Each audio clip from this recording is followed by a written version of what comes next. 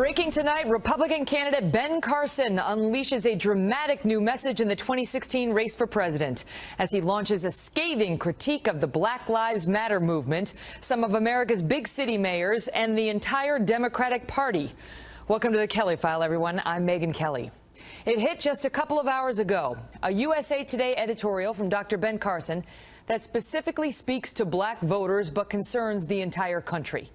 Dr. Carson goes directly after the Black Lives Matter movement, saying they are distracting people from what matters most.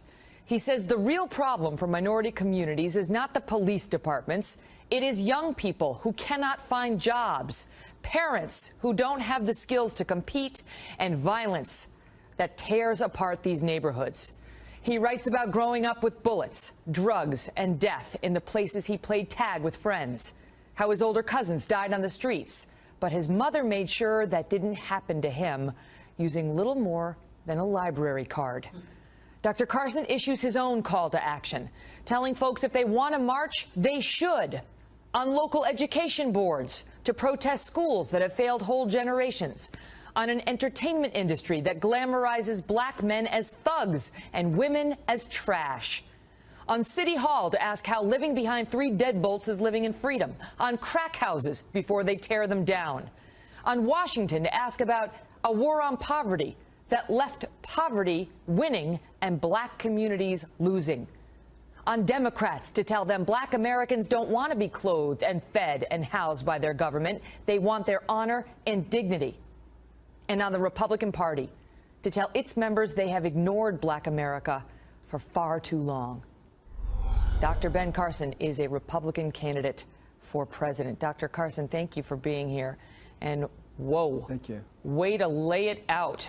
I mean, we have been talking for months on this show about how some believe too few in the black community have turned and said, stop, don't act as victims and don't look squarely at the police. Start looking inward. It's not that you don't look at the police at all. It's not that there's no police brutality, but there is a major problem plaguing inner city America right now that in too many circles has been ignored.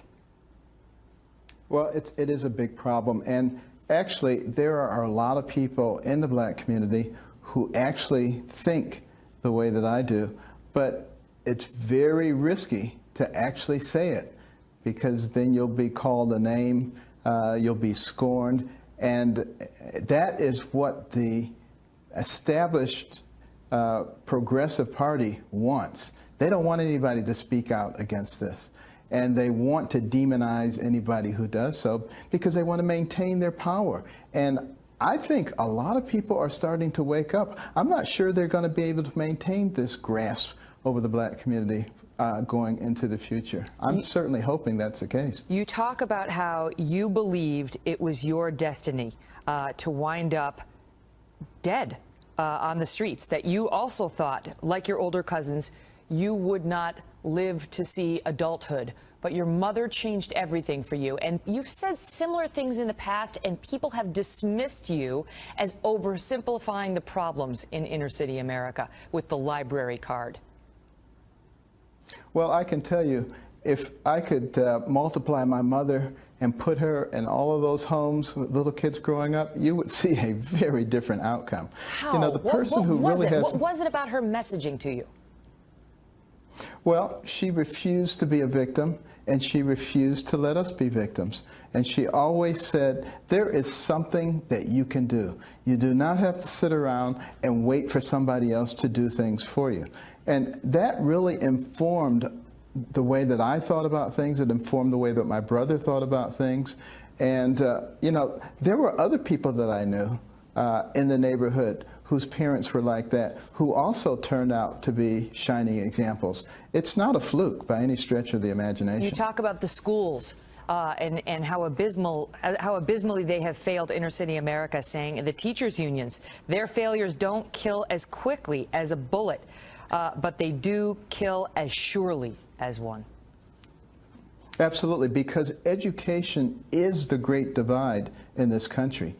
It doesn't matter what your ethnic background or your social economic background is. If you get a good education, you write your own ticket. End of story. No ifs, ands, and buts about it. And we need to be emphasizing that. You know, one of the things that I tell people all the time is during slavery, it was illegal to teach a slave to read. Now, why do you think that was? Because even those evil masters knew that an educated man is a free man. What of the, I know you say you believe the Democrats, they basically want to provide public assistance for these communities as opposed to help them, encourage them to lift themselves out, to change their lives as you did in your own family. But you also cast blame on the Republicans for ignoring these communities. Do you sense a real opportunity? I think this assumption by many is that black voters in inner city America are not going to vote for a Republican, even a black Republican doctor success story like yourself. Well, you know, I've had many black Democrats come up to me recently and say, "You make so much sense. I'm a Democrat, but I'm voting for you." I get that all the time. And I know that's exactly what the progressives are afraid of and don't want to hear. But at some point, people are going to start thinking about their own interest. And myself and a number of my Republican colleagues are very interested in putting together mechanisms that allow people to climb out of dependency and to become strong parts of the fabric of America. That's what we're working on. It doesn't do any good to pat people on the head and give them all the little things that they need so that they're satisfied in a state of dependency. That's exactly what we don't need. That's killing us.